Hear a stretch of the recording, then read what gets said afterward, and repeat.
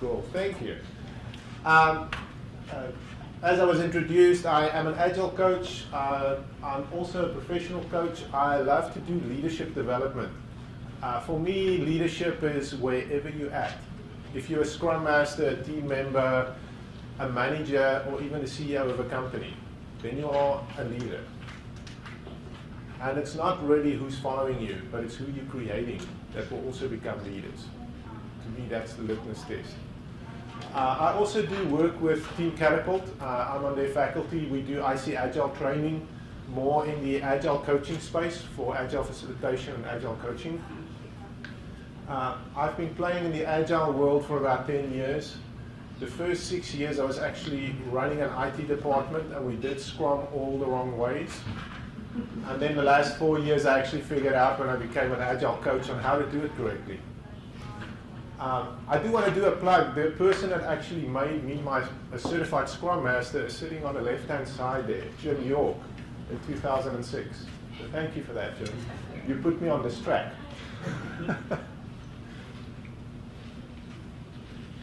So, what is servant leadership? First of all, who is this gentleman on the slide here? Anybody know?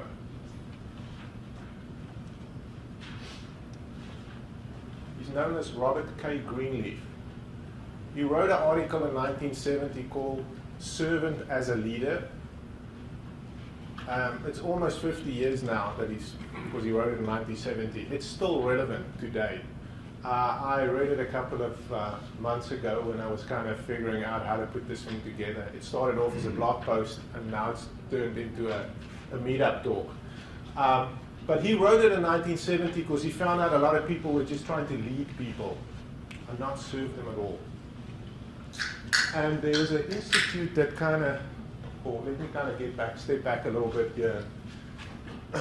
His point came across where he said, this is something where you come from serving first, and out of that will grow leadership. I'll give you all time to read the quote there. And then he also said, how do you know you're going to be successful at this? And what he came up with is where he said, the best test as a leader is when you're serving people and they're starting to grow. They become healthier and freer.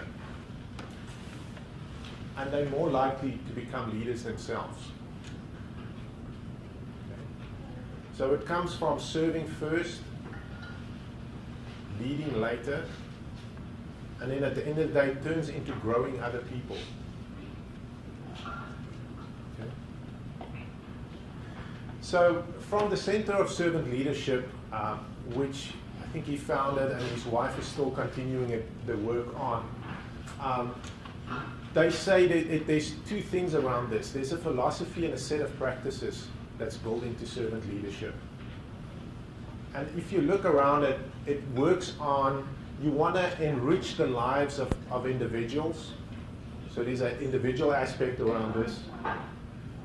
Then it turns into building better organizations. And if you're really good at this, it's going to turn out into having a more just and caring world. If I look at the front page of newspapers, it feels like we need a lot more of these days. But that's just me.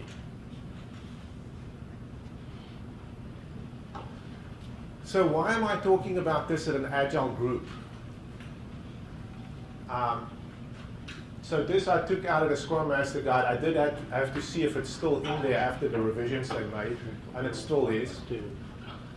A lot of times when you go through your Scrum training, a lot of people will just go, oh, and by the way, the Scrum Master servant leader, and they move on.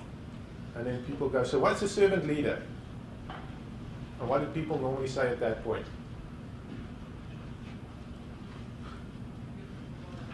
You give them pizza and you make sure they've got coffee the whole day. You're serving them. No, there's more to it than that. Okay? That brings me to the 10 characteristics that Robert Greenleaf is calling out.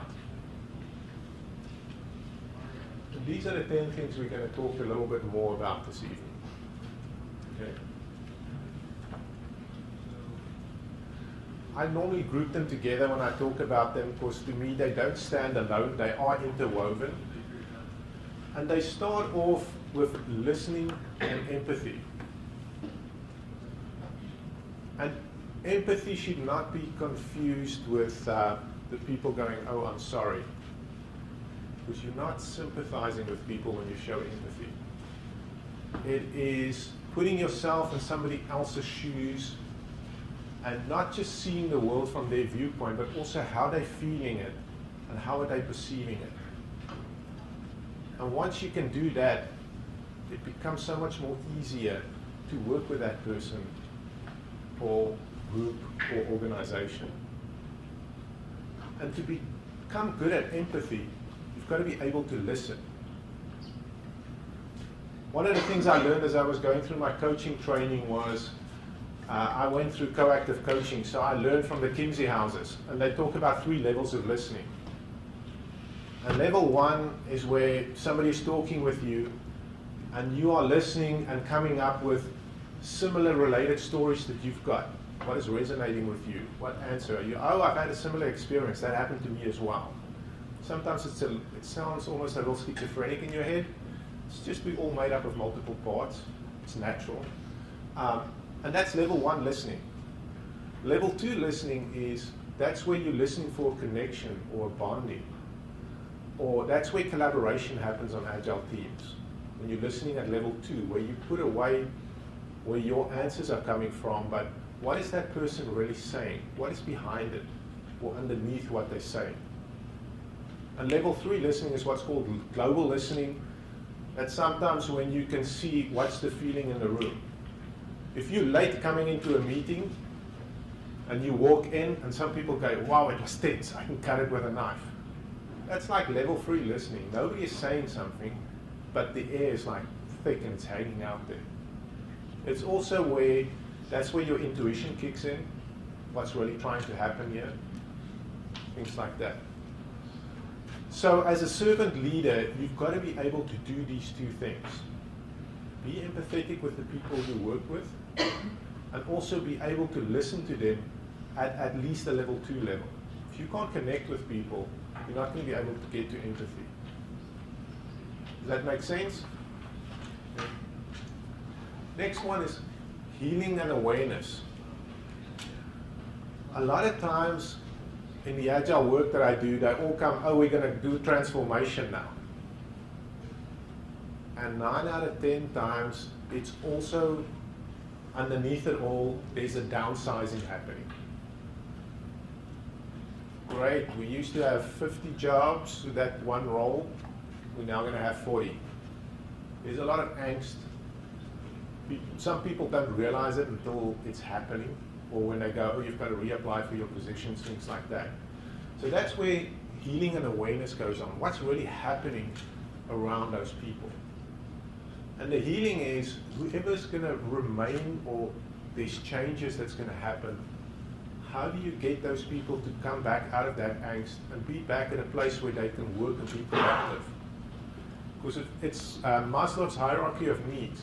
If you don't get where everybody's got that safety, they're not going to be productive. They're not going to get better. They're not going to grow. Okay? I group these 3 together, persuasion, conceptualization, and foresight. Because as a servant leader, you want to have stuff ready ahead of time almost.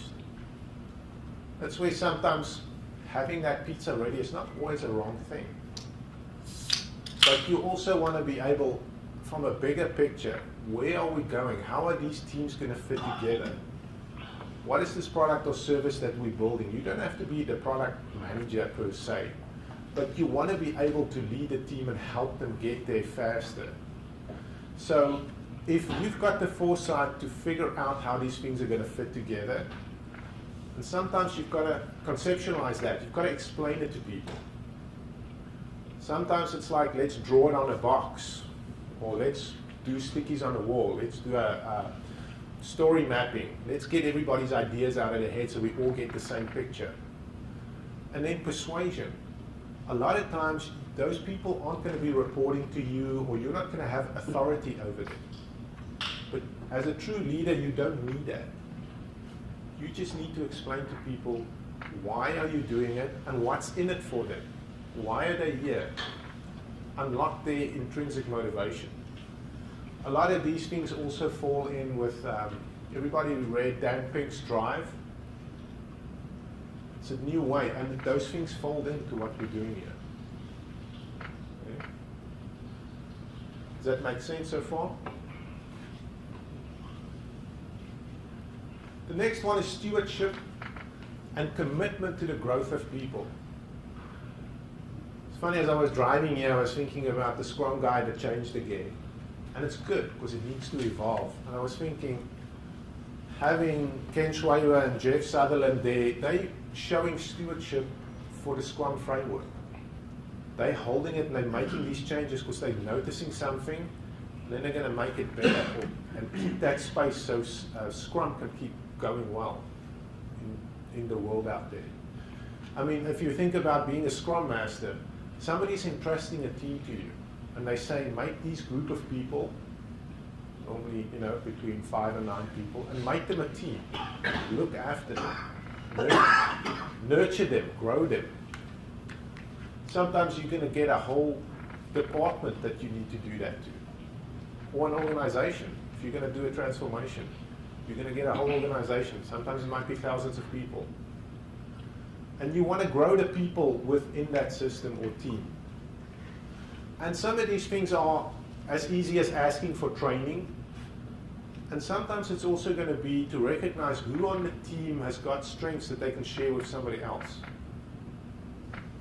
And get them to do not just pair programming or mob programming, but pair work. Or let them do the 3 amigos. Because that way they share the information with each other. It starts spreading throughout the team or the program that you're working with. Okay. And last but not least is building community. This one is one where sometimes people try to put formal structures in place. They've got to go, oh, we're going to do community of practices now. And the first 2 is normally well attended and everybody is there. And yeah, by the 3rd one, half the people are there. And by the 4th one, 2 people are there. And the last one, it's like, hey, we need to reinvigorate these community of practices. Nobody's showing up. Building community here is like you want to do it almost organically. A lot of times, I like working with Scrum Masters when I'm coaching teams is because if I get them to hold the Scrum framework for the teams, the rest falls in place. I normally do like every 2 weeks, I've got like a 5-module program that I work with them through it. And always by the 5th one, they go, can we have a 6th one? And I go, that's fine. Let's do lean coffee and go do that. And by the time we get to the end of the 6th one, I go, I'm going to step out and you guys can keep going with it. And that's when I know some of this is at the point where it can start to happen. Because then they can keep doing it. They're already bonded at that point, they're already there. And sometimes it's small groups, it's only like 6 or 7 of them. And there has been a couple that's grown into a couple of 100 people. Depends on where you're at and what will happen. It can be a small community, it can be big. I've seen some of this even happen in neighborhoods. And those are the best ones because then you get to know your real neighbor who lives next to you. And that brings us to the 10 characteristics that make up servant leadership. They're all interwoven and they all scaffold and build on each other. Okay. So let's talk a little bit about who has exemplified this for us. Of course, this is one of my favorites because I was there when he came into power, Nelson Mandela from South Africa. We call him Madiba. To me, he didn't just change what he was doing in South Africa, but he did have an impact on a wider, in the world as such. He had an impact. People are still putting some of his quotes out there. If I was in his shoes, I don't know if I would have acted the same way, to be honest. Another person I thought of was Mahatma Gandhi. Once again, I'm a little biased here because he also spent some time in South Africa. The thing I loved against him is he could do stuff in a non-violent manner, but great disruption and change the world just based on his ideas and his mindset. Really powerful. Who else can you think of? King. Martin Luther King. MLK Jr. Sure. Yeah, definitely. Who else?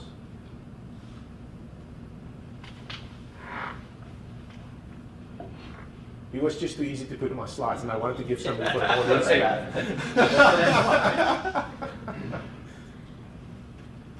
Yes? I think Obama's a pretty good example. He did win the Nobel Peace Prize. Yeah. If you look at Nobel Peace Prize winners, a lot of them, in my mind, exemplify being a servant leader. I do like looking at role models because sometimes people will go, you can't achieve it. And that's why I sometimes put these in there, because once you name this for them, they can recognize it and it becomes tangible for them. And sometimes it's things to aspire to. We're not there, but we're all growing. And how do we get better? Have role models that you look out for. The next thing we do, so what do we do with all this information that we get? I normally ask people, in what situations would servant leadership serve your teams better or best?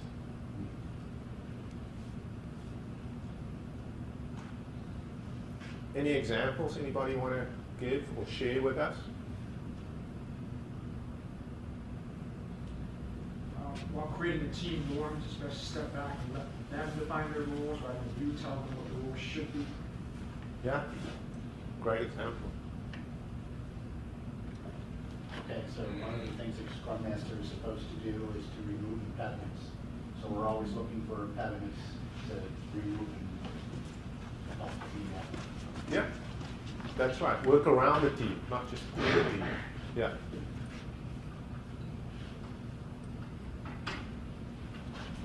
What are some other things? Sprint retrospective. Tell me more about that. It seems like it would be helpful to let the team work out the issues that they've discovered on their own. Maybe you guide the conversation along, but they should be talking to each other. Yeah.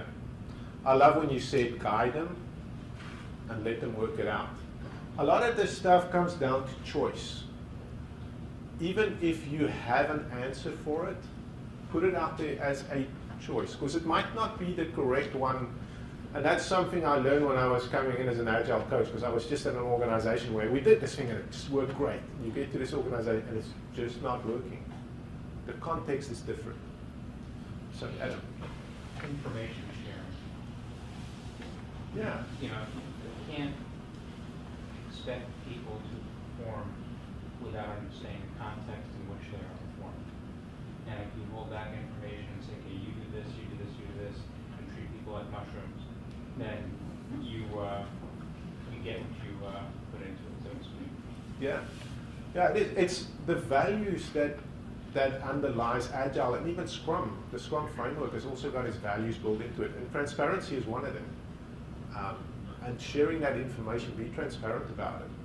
Especially if you want to sense and respond to something, you can't do it without information. One of the things I liked when I was first trying the Scrum framework out, I loved it when we would help teams. They wouldn't really know we're doing it. And then they would go, we did it. And it's great, we knew we helped them, but you don't have to be there. You can be in the background. But they accomplished what you set them out to do. But you also provided the environment for them to do it in. And sometimes I talk about holding space for the team. That's needed as well. Sometimes you have to hold outside influences away so that they can grow and get to the point of delivering something. Okay. So one of the first things for me how I started to become more of a servant leader, I'm probably still learning to get better at it, is role modeling. I did look at that picture at the bottom and I go, so who would be the servant leader in that picture?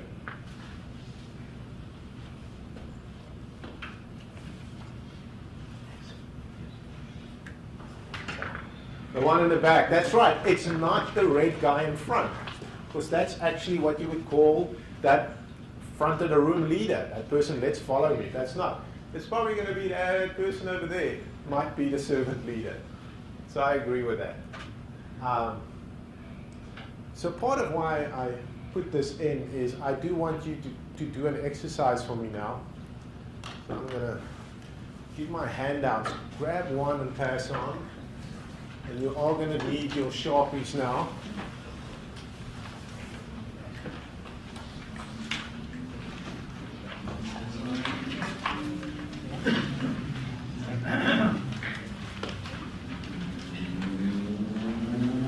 Okay. So what? Okay, let's get everybody.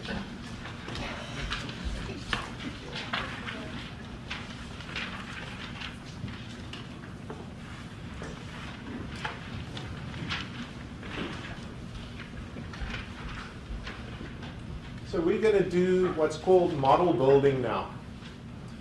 So on the flip side, you'll see I put the 10 characteristics there.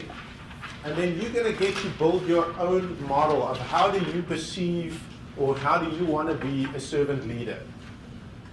What you can do here is you can take those 10 characteristics and you can decide, do you want to keep them, change some of them, 1 or 2 or all 10.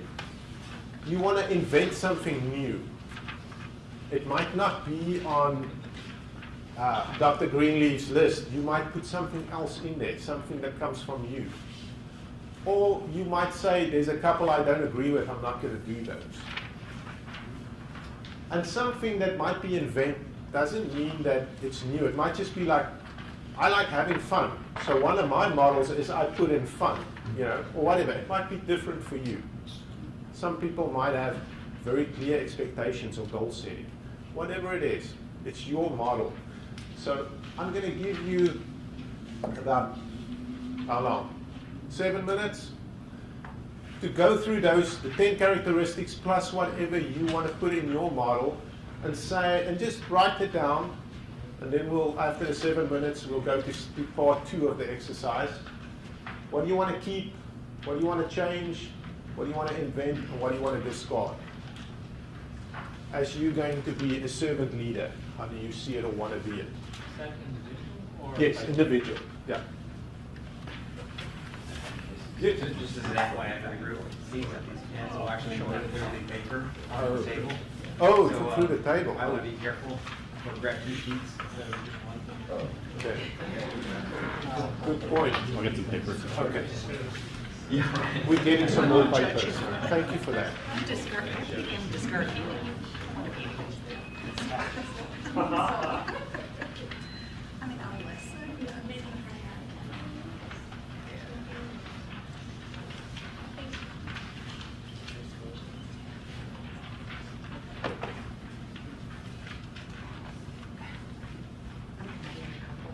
I like fun. Sweet. Thank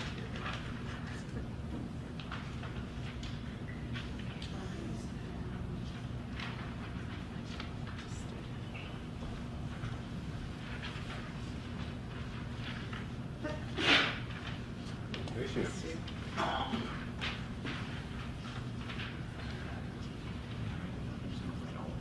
Yeah,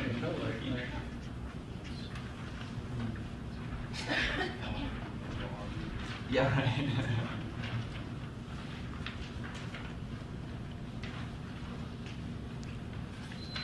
Anybody need some more paper or a double one so that I don't leave through on the table?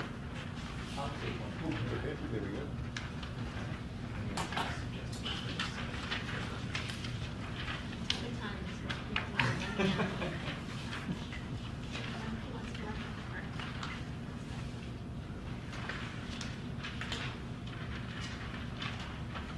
You know,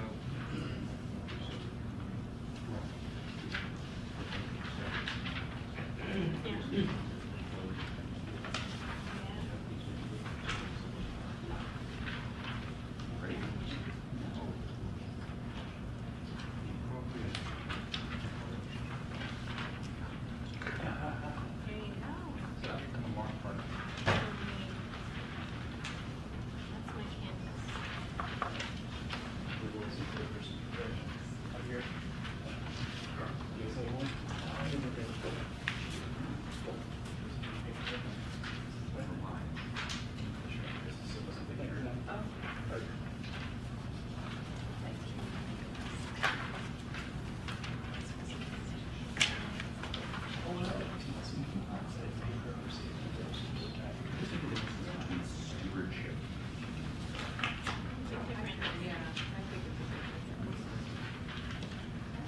stewardship is that you are responsible, in a complete way. Let's say, I think it's stewardship. Making sure that they're okay. I think community building is bigger, it's more. Collaboration, stewardship is protecting it. Collaboration, collaboration. More than solution, it's like community building. Collaboration is one. Community building are similar in my mind. Collaboration, stewardship. Yes, Got it. in my mind.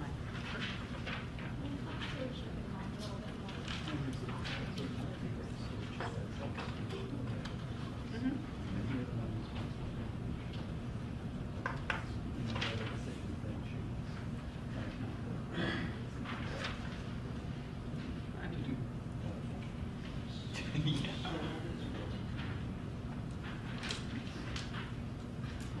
I think like I have a, like, so here's how I, what'd you say? It's my favorite thing to do. Oh, okay. I actually work right next to somebody who is an online community builder, and I've done that in the past too. I'm kind of encouraging people to talk to each other, even in a small sense, encouraging them that to grow into multiple relationships around the table, basically. To each other. What do you mean, what it looks like? Yeah. What you want to, what are we doing? Thing, I think one of the recipients, So I did. hold on, what part? Stewardship.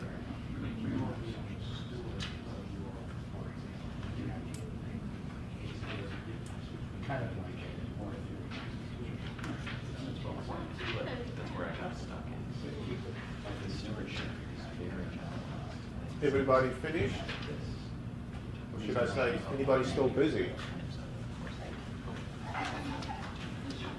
Okay. I think it's protecting, I mean, these aren't mutually exclusive. Okay, now for the second part of this is, I want you all to just pair up. Just find somebody you're going to talk about your model to. And what I want you to do is just tell them, explain your model to them. Anybody here who are coaches? Okay, so this is just what's called a little bit building accountability into it. And all you want to do is, the last 3 questions you want to ask the person is, so what will you do? In essence, this is your models. And when will you do it by? In other words, when will you start actioning your model? And then the person you're talking to, how will you let them know that you've done it? And seeing that meetups are also networking opportunities, you can exchange a phone number or an email or a web address, whatever you want. And part of it might just be saying, you know, I said I'm going to do this by the end of the week or by next year or 10 years from now. And at that point, it can be as simple as sending a text message saying, I did it. Does that make sense, the instructions? Yeah. It's just a conversation with a little bit of accountability built into it.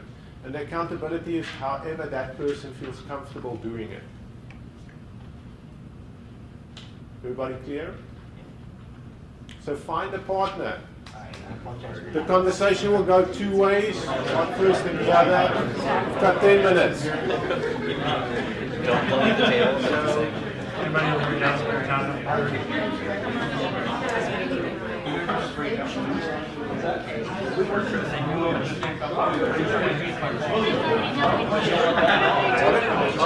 About 5 minutes per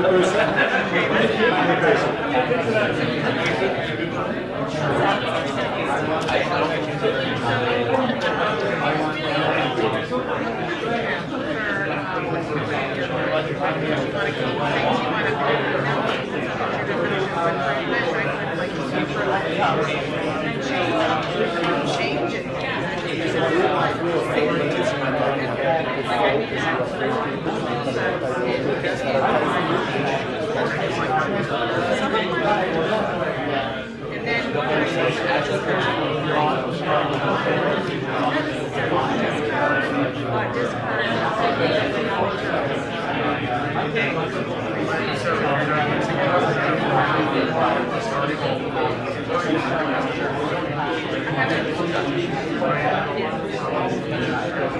So what about yours? I guess for me it was easier to say which was the most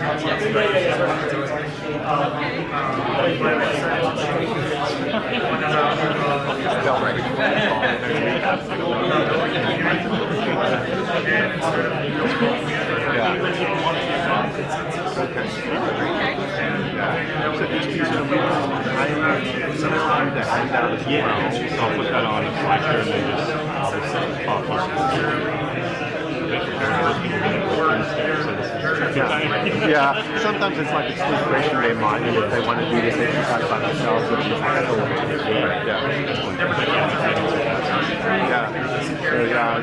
sometimes we need like the discussion with like the group of Scrum Masters before we do the warm-up exercise and loosen them up a little bit, so lesson learned if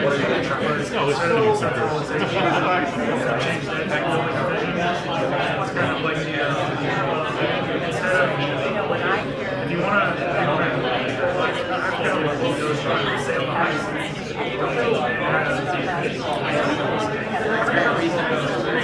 it's something along the lines of if you want to say don't teach me how to say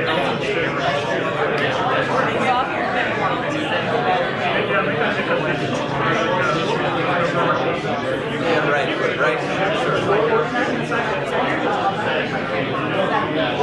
Just one on the list, I think you like I have a lot of trouble with that as well.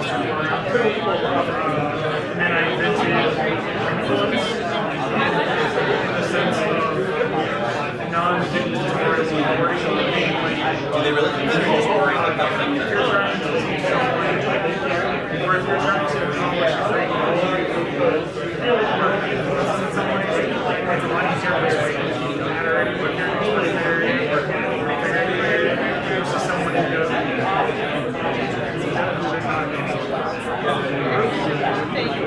Building if you're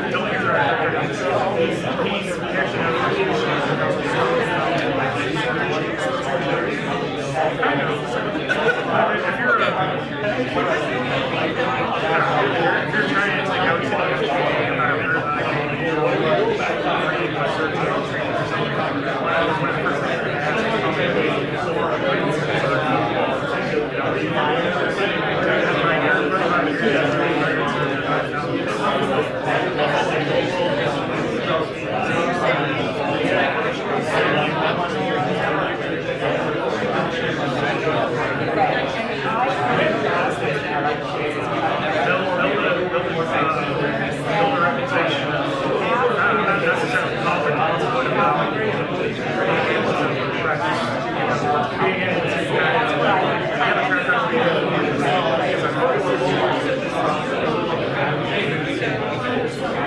goals along the way.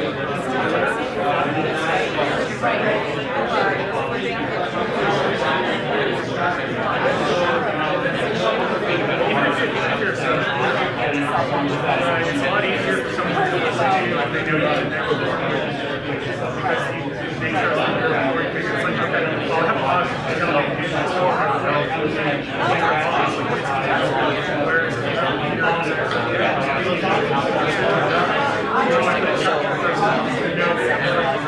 So do you want to do that for all of your inspiration.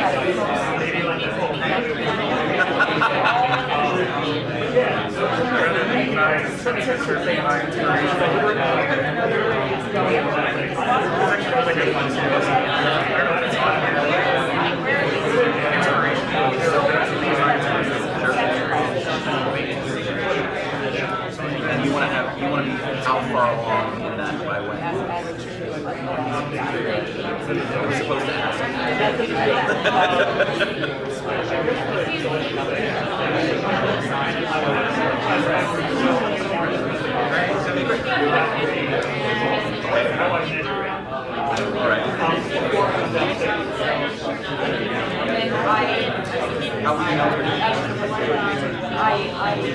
You just said you were behind mentors.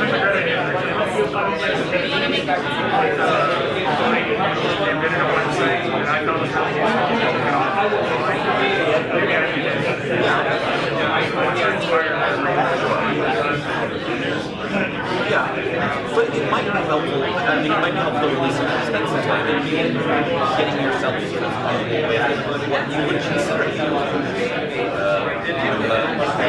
bullet journal. Right.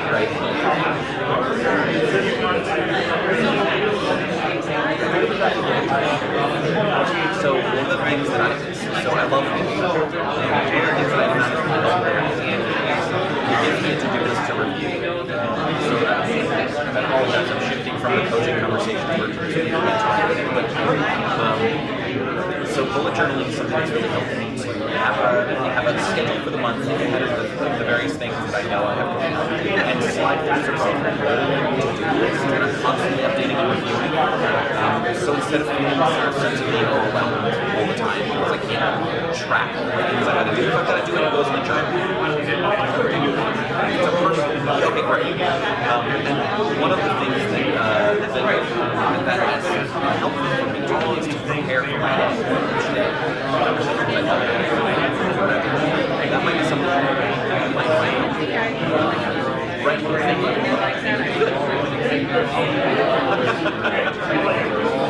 Right. So I love this model. I think that being like is a great goal. One of the things that I struggle with is that I'm not focused about moments where less than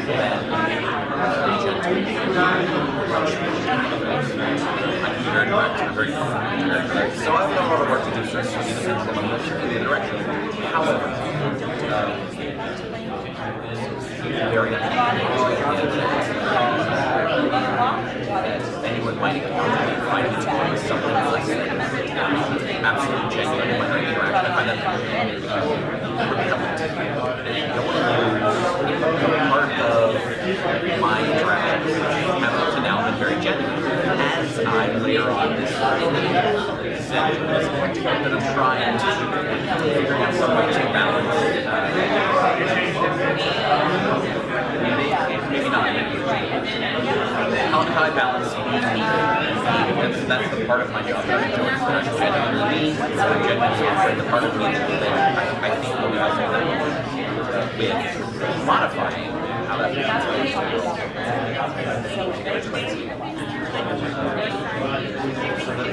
words that I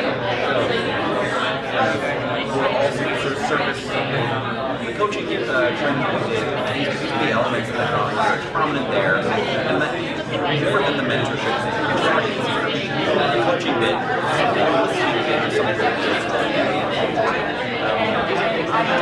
so not losing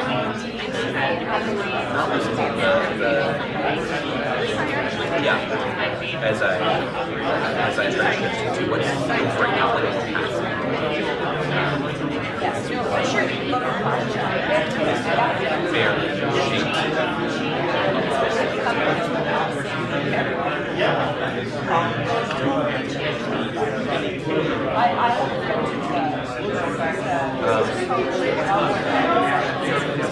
well, so I've been a Scrum Master for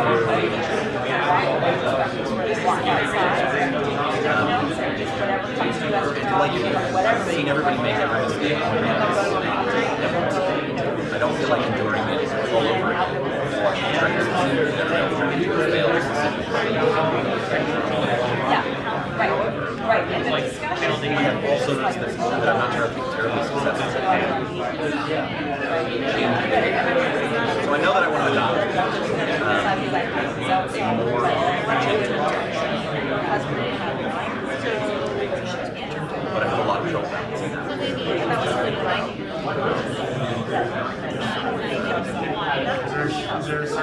The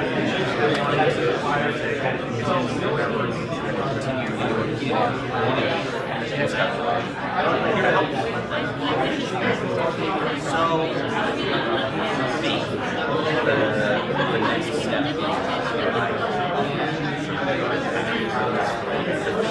that's a great talk for this moment.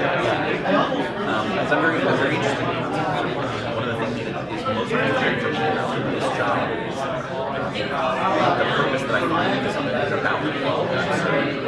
Like that is very important. So I get a lot of satisfaction out of seeing those people succeed in that part. But how do I let them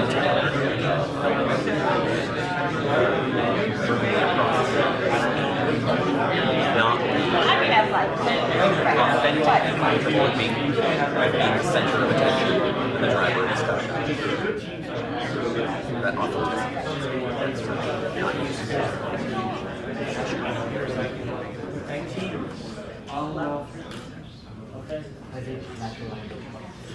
Works every time.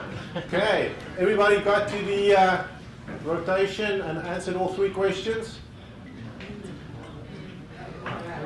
Not really? That's good. So what interesting insights happened while you were doing that? Anybody want to share? Yeah, so I have some things that I've been sort of vaguely working on in trying to improve my listening and my empathy. And I had this fuzzy idea of what to do and how to do it. And just as McCall was asking sort of the basic questions, it just talking through the answer helped me solidify some more specific ideas around that. So that was very helpful. Oh, cool. Great. Thanks for sharing. Anybody else? Yes. So we were talking about group sizes, and I was, I guess it's more just guessing, but the future of humanity is going to change a lot with technology and specifically augmentation. And people have a lot of assumptions about, you were talking about groups and stuff like that. But I would say that in the future that the way that we interact with people will change a great deal in terms of our ability to trust a stranger, to know who they are, for them to know why we're about to talk to them. And that will fundamentally change our ability to do things in a way that right now seems impossible. Yeah, interesting. Agreed. Interesting perspective, yeah. Who knows what the future will bring and how it will look and what it will mean. Yeah, you got me thinking. Anybody else? Great, thank you. Yes. Janine and I both struggle with listening and empathy. It's good. There's always things we need to improve. Yeah. Before change comes awareness, just being aware of it. Right? Yes. Interesting discussion about awareness, and came to the conclusion that awareness is not about information. Awareness is about wisdom. To go a little further, we were talking about wisdom as an emotional IQ. We need to know about your team's kind of the deeper level of what your team is going through and what they're bringing to the table instead of just observing and analyzing based on surface interactions, because it does help you moving forward. Yeah. The why versus just the why. Yeah. Yeah, thanks for bringing that up. One of my fellow trainers, when we do training, sometimes we have a break and we come back. She'll start the group back up by just going, "What's in the room now?" Just that it's awareness, but it's not a specific answer, whether it isn't a question or information, it's just what's there. Yes, oops, sorry. I liked most talking about what we would invent, what we would add as things, and why we would add them, and how they weren't covered by the other 10. And that was, to me, the most interesting part of the discussion. Yeah. Yeah, for me, it's like we all individuals, we all bring something unique to the table. And that's a place to bring that in. Yeah, wonderful. So we were talking a little bit more about the meeting of probably all 10 of these. And one of the things that I found interesting was around persuasion, conceptualization, and foresight. I wanted to soften those a little, probably because of my own tendency. If I conceptualize something or if I have a vision for the future, it becomes something that I want to hang on to. And one of the things that we need to do, though, is we need to be able to respond to change. And business conditions and product requirements can change all the time. So I changed foresight into flexible future casting.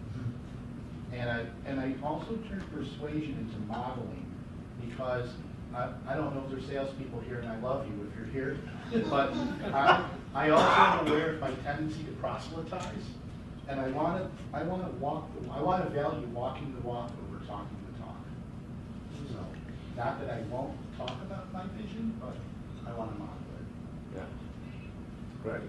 I love how you made those your own in your own unique way. Yeah. Yes.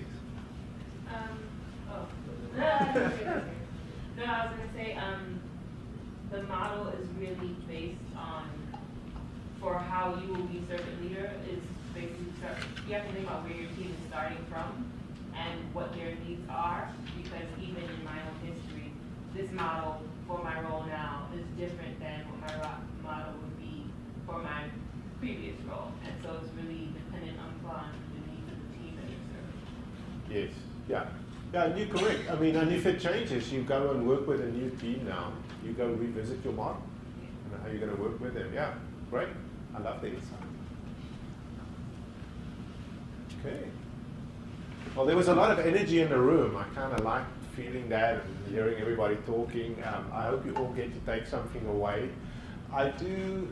What I did was, I've got two gifts for you this evening. One is, because this is over a holiday week, this is also a shortened meetup talk. That's the first gift. And the second gift is going to be, I put some resources together for you here, just to come back. One is greenleaf.org. They actually have the article there.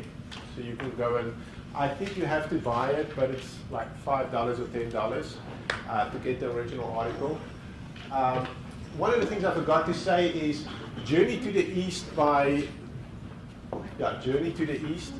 Herman Hesse is actually what sparked Robert to write this article in the first place.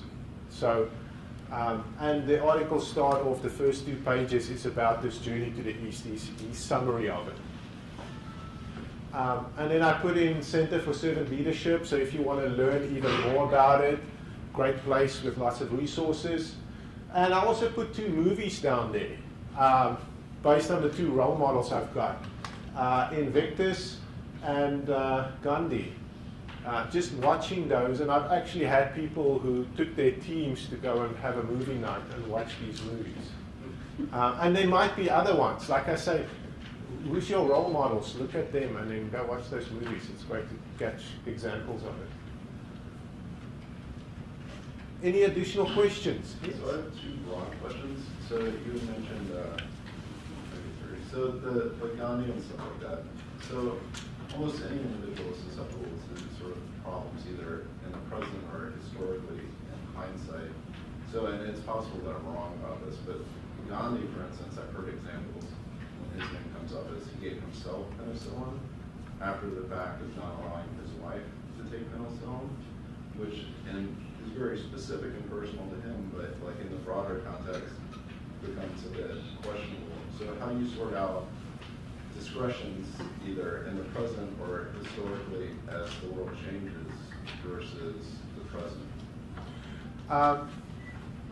Well, once again, these are just my personal thoughts. Sure. Yeah. So for me, nobody is perfect, and we've all got some or other flaws. And you pointed out some of these, probably. And it's also how we view the world, or what's your perception at that time. Something that we now think is great, a couple of years from now, people might go, oh, that was really bad. An example for me was I grew up in the apartheid system. I was born into it, I didn't create it. I did not like it, and I am glad it's abolished and not there anymore.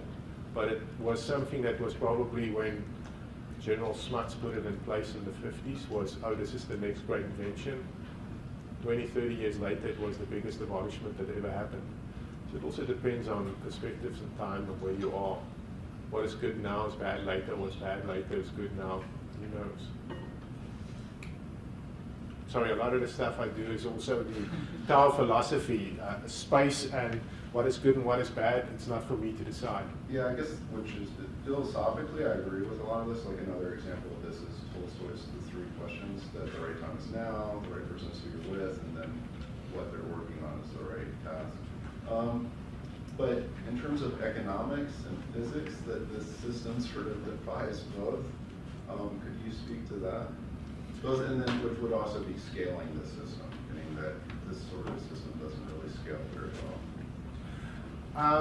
A lot of these, to me, the servant leadership whole thing, it's very intrinsic. It comes from people themselves, and if you're going to lock it in them, it can become a daisy chain you're setting off in an organization. And does everybody have to be a leader or a servant leader is the other question.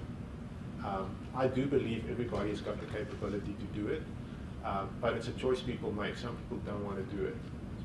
Who am I to force them to do it? On the economic side to it, I'm more into what's a good purpose versus what is a monetary return on investment. But yeah, I guess more specifically, so like the Nash equilibrium theorem, where everybody acts in their best interest, right? Which is, and then two, that, so say you had a very large system that was like this, that somebody coming in that would exploit the ability of the system to sort of like everybody being fair, right? And working for everyone as a group, that would be very easy to take advantage of that. There would be some way that would result in sort of a systemic failure.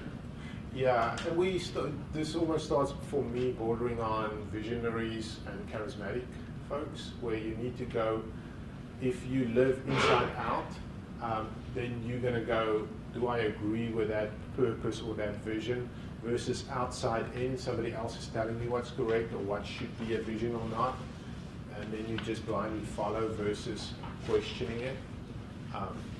And once again, for different people, it's going to be different where they are in their life and their growth and what's happening for them.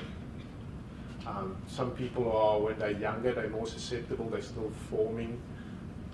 Sometimes it might even happen with older people, but then you get people that get their purpose very early in life and they're going to be set on that, and that's what they're going to do, hell or high water, as they sometimes say. So for me, it's a lot of the stuff is what resonates for you and what's your purpose at that point in time.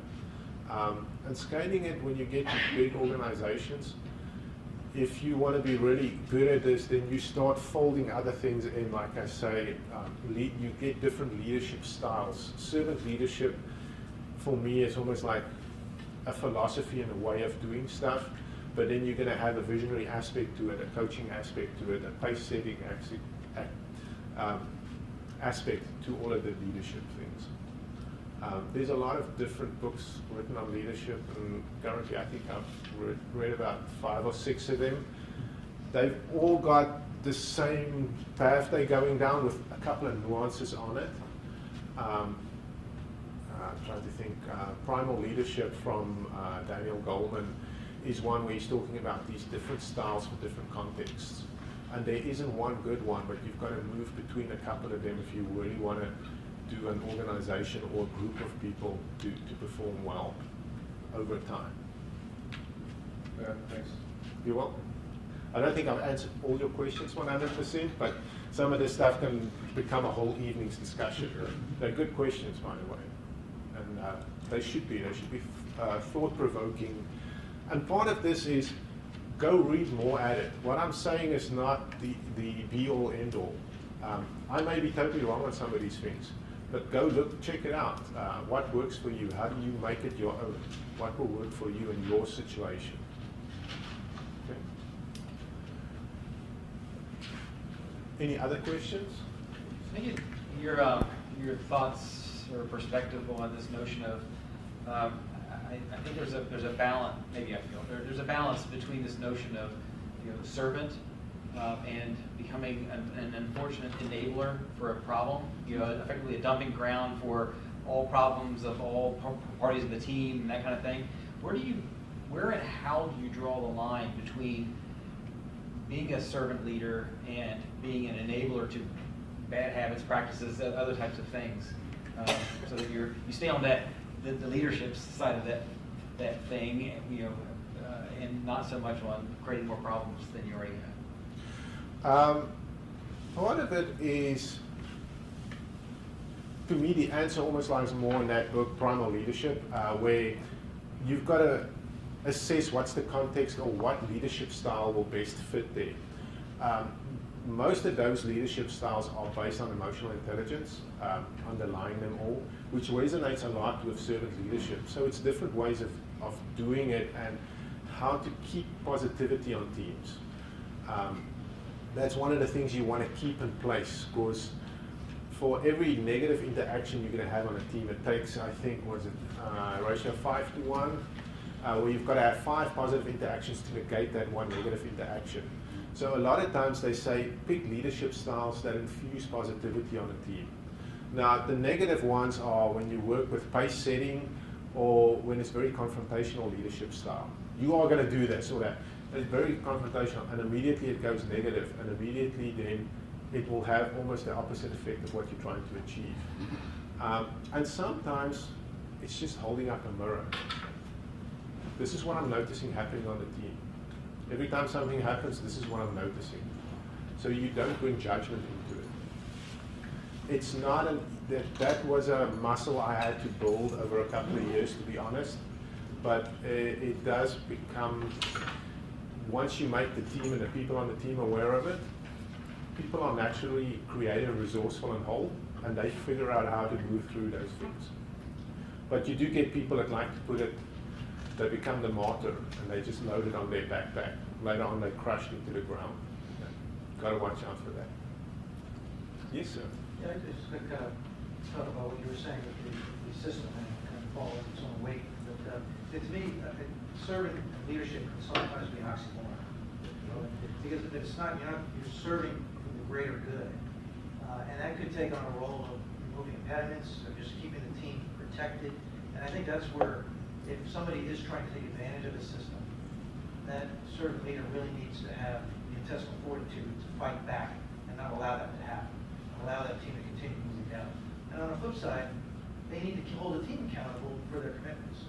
And doing it in a constructive way, but it's not always serving the team, allowing them to do anything they want. They allow them to empower them to commit to something, so then also they need to hold them accountable for what they can do, or help them understand why they can meet their commitments and how they can do better. So, I mean, it's playing both sides of the coin here.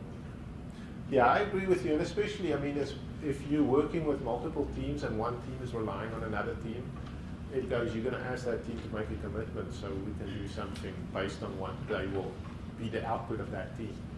So you want to be able to protect the team, but you also want to make sure the team understands what, on a systemic level, and that's that foresight and conceptualization. What's the bigger picture? What are we all?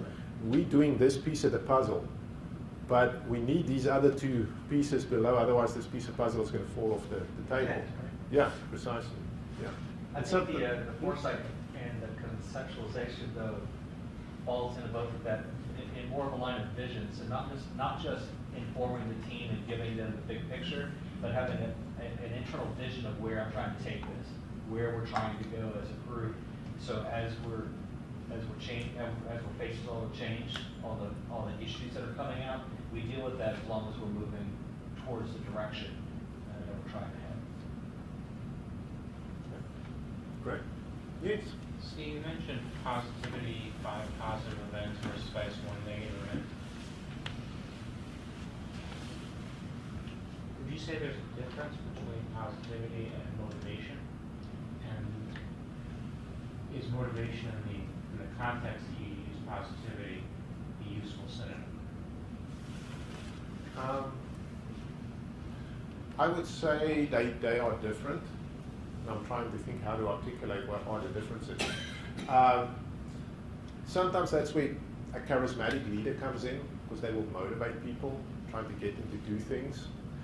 Positivity is just the interactions happening on a team between people, or even between teams. Everybody might be very motivated, but if one team member is downplaying another team member, that negativity comes in right there. So does that differentiation make sense that I'm doing there? Not really. I think for this situation you described, where you have Debbie Downer in your team, damages both positivity and motivation possibly to the same extent. Which is why I'm wondering if they're not.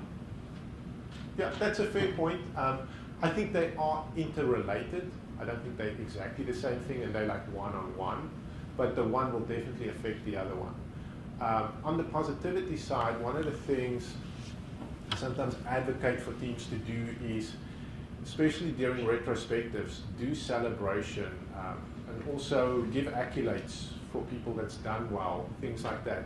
You want to, it's almost like they do talk about a positivity bank, where you can build that up over time. It takes a long time to get there. And that's where, for me, it's always what's the banter that's happening on the team. Joking is good, but I always like to hear, is it dark humor or is it really light and fun humor? Is it stuff that will take them further, or is it stuff that's pulling them back? And once you get the table to turn on that positivity bank, where you've got a lot in the bank, you can have those, and that's where you can have conflict on the team, but it actually unlocks creativity. So you get better solutions. The team moves further.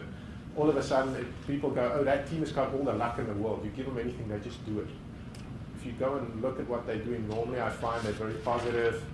They challenge each other, and they're very uplifting and upbuilding in what they're doing. The relationships between them is positive, even though they are working with things that's difficult or not easily achieved. They will still get there. Other teams where they're negative, the motivation might be there, everything might be in place, but it's still not happening. They will miss their goals every time. And there's normally infighting, a lot of dark humor, things like that. Okay. Anything else? One last thing. Please stay in touch. We will be putting the slides up on Meetup for you, and also the little handout, so if you want to use it again, feel free to. It's not trademarked or anything. Use it, because it is a great tool.